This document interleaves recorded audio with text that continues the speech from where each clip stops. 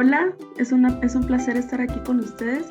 Esta es una cápsula de estudio en la que explicaré un tema del CNB, concretamente de tercero básico.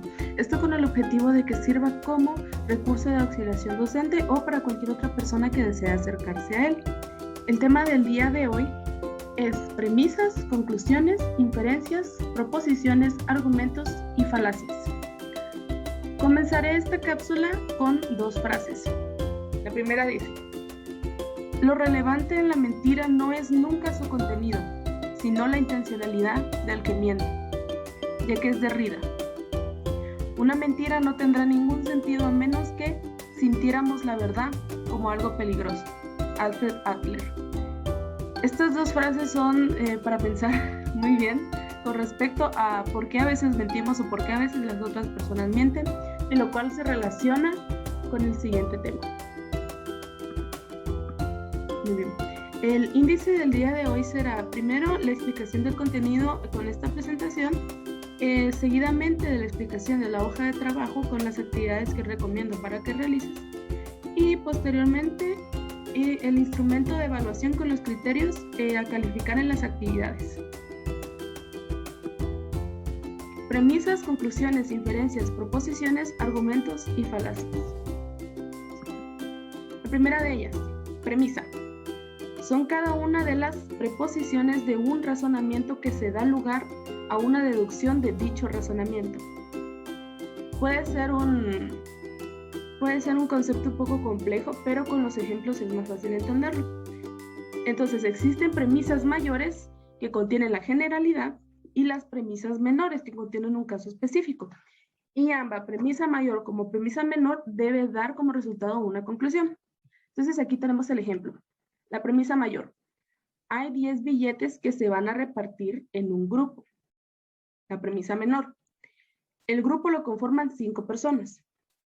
La conclusión: a cada persona le tocan 2 billetes. Entonces, esto es un ejemplo muy simple que con una ecuación matemática muy común podemos deducir que de 10 billetes divididos dentro de 5 son 2 para cada uno. Entonces, estas premisas son las que dan lugar como la conclusión. Entonces, las premisas son preposiciones que dan lugar a un razonamiento, es decir, de ambas, de la relación que existe entre ambas, vamos a deducir la conclusión.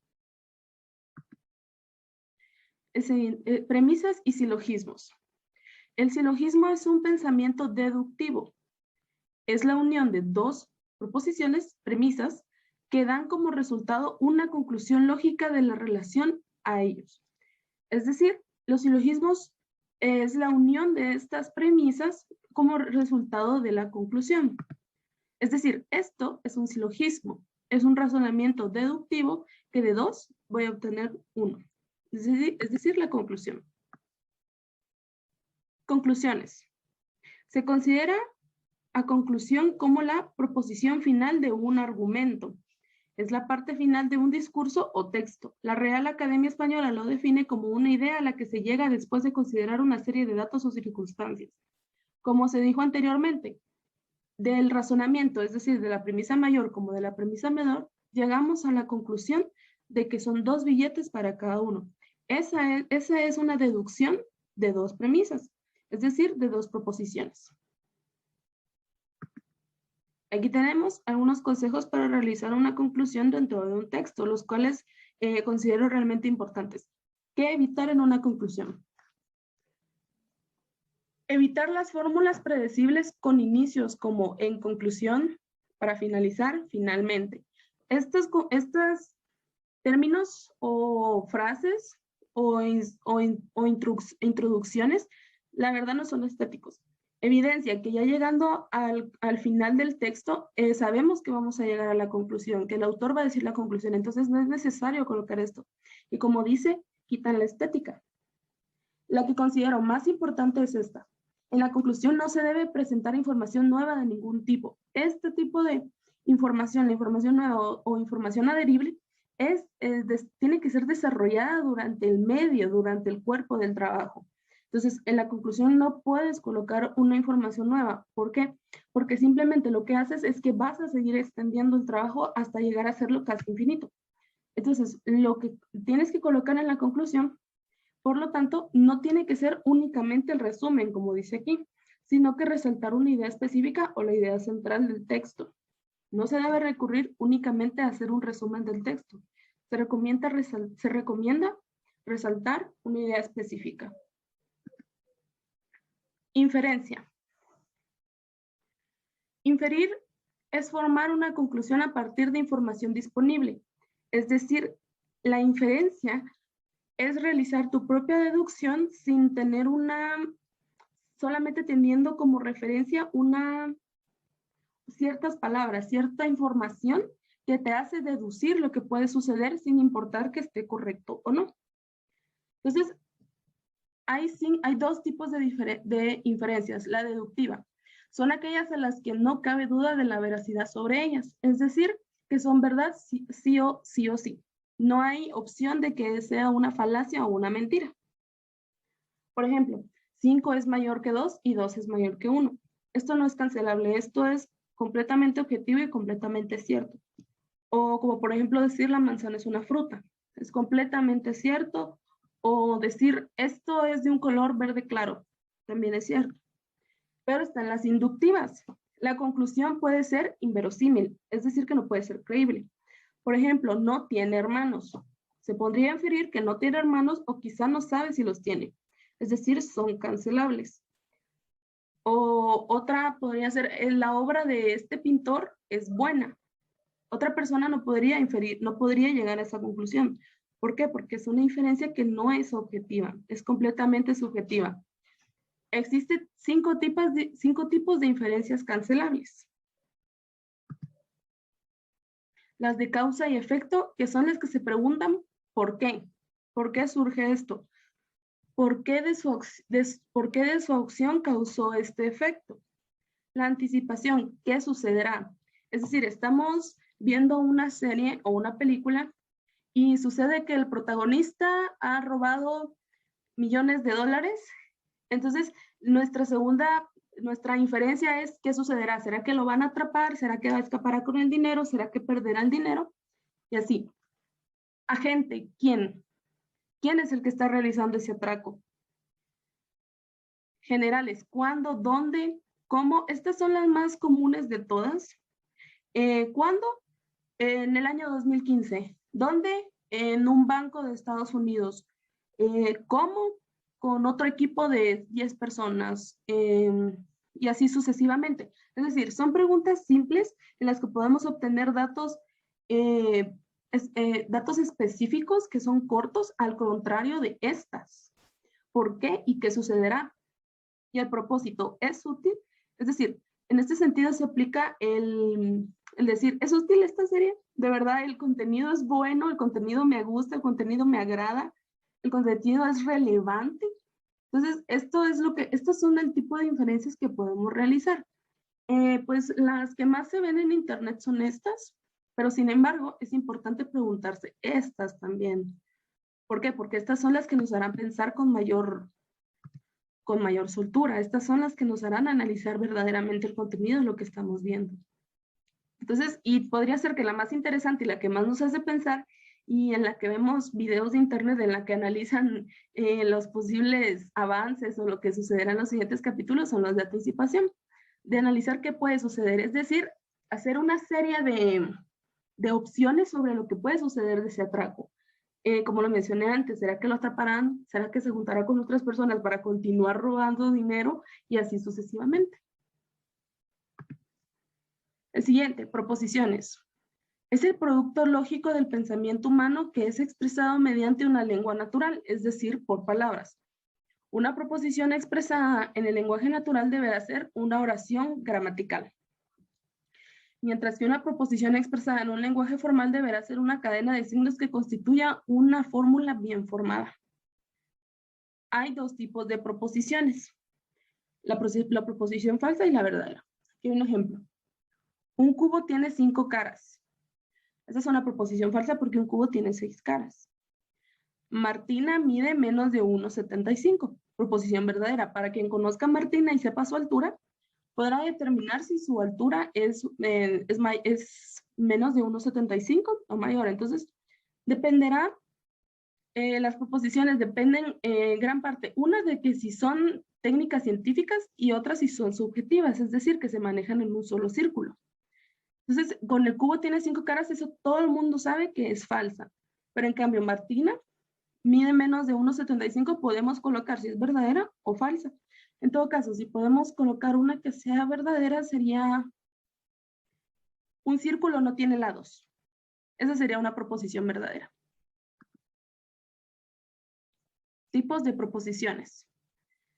Existen 3. Proposiciones lógicas. Una proposición lógica es una afirmación que puede ser verdadera o falsa, pero no ambas cosas a la vez. Es decir, o es verdadera o es falsa. Mi papá tiene 50 años, dice el ejemplo. Puede que sea verdad, puede que su papá sí tenga 50 años o puede que tenga 49 o 51. La proposición simple es aquella que está formada por una sola proposición y por lo tanto no puede descomponerse a su vez en otras proposiciones. Como el ejemplo anterior, un cubo tiene 5 caras. Esta es solo una proposición o una oración que no podemos desglosar en otras. ¿Por qué? Porque forman una expresión completa. La tercera, proposición compuesta, es la unión de 2 o más proposiciones por medio de conectores lógicos.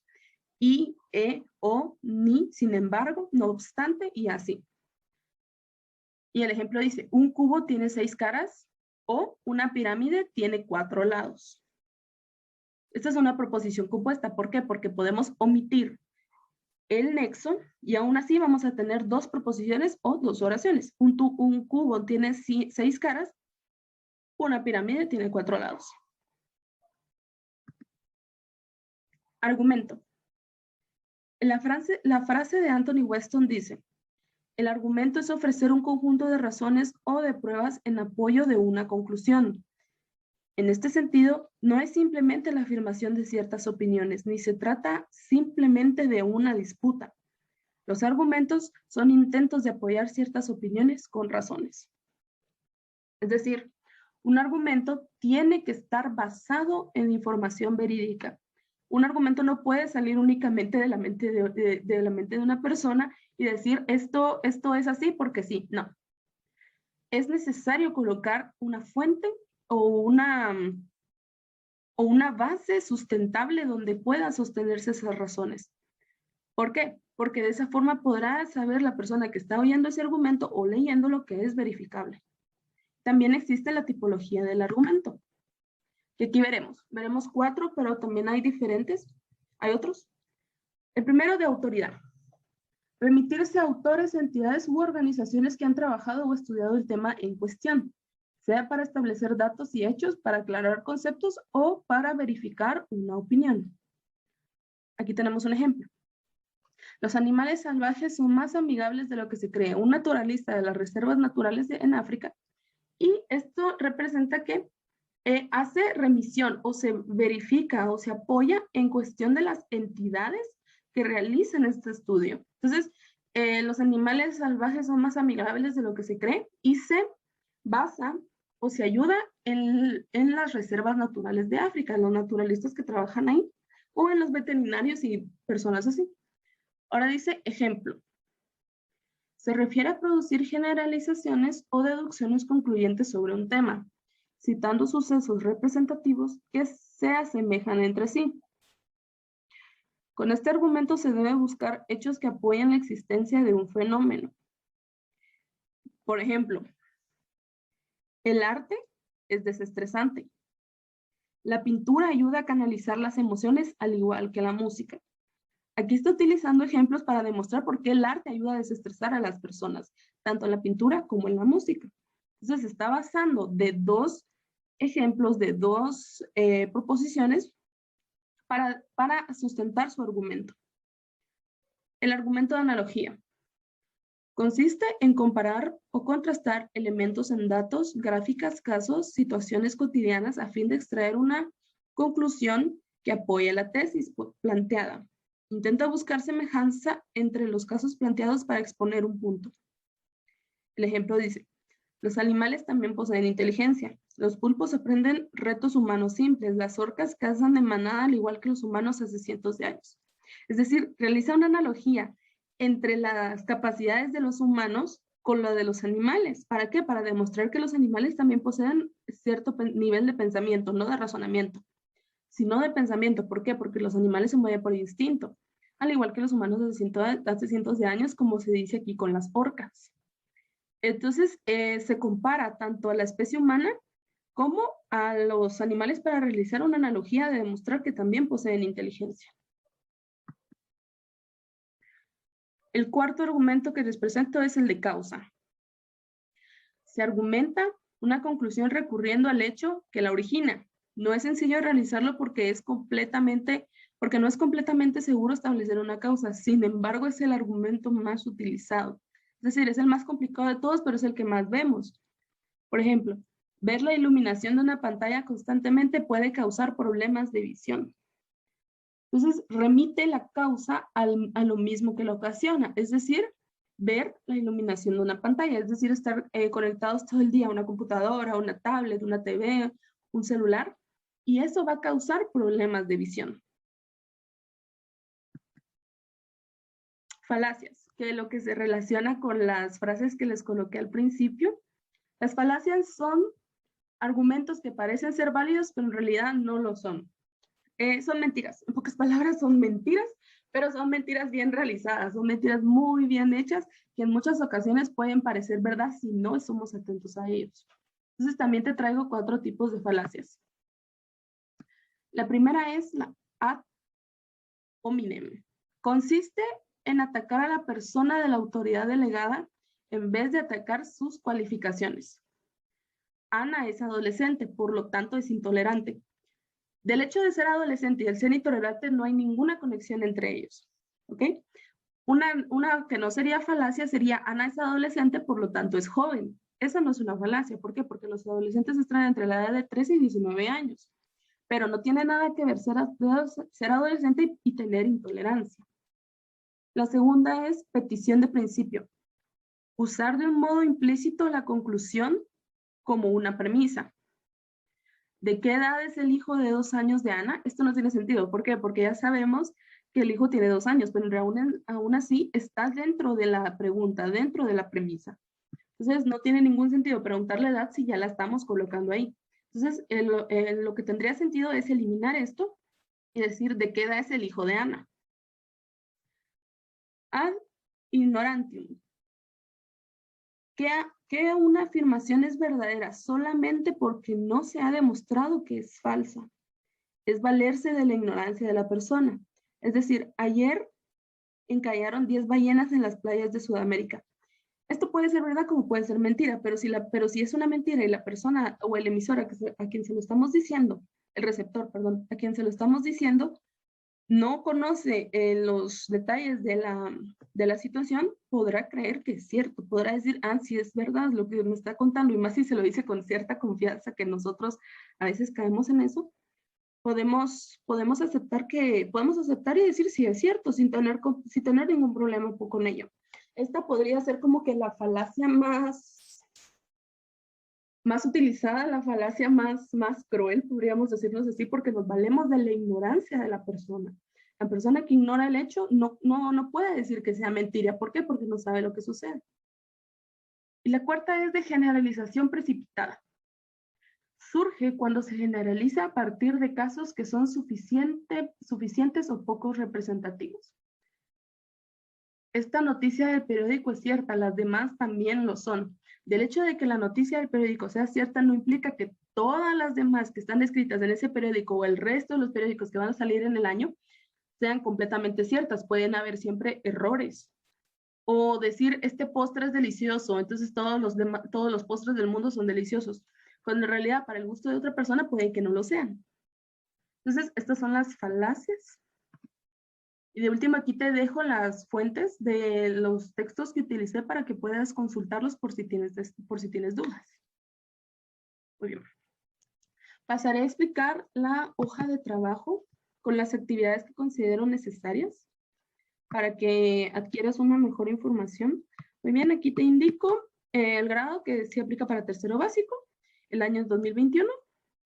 Y el objetivo es establecer los conceptos y sus perspectivas, características o tipologías de los elementos presentes en el discurso.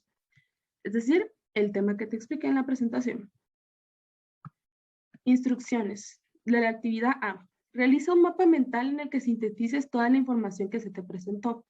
Puedes hacer uso de los textos colocados en la fuente para valerte de ellos. Coloca el link de tu mapa realizado de forma virtual o el escáner si lo hiciste manual. Puedes realizarlo tanto a mano como virtualmente.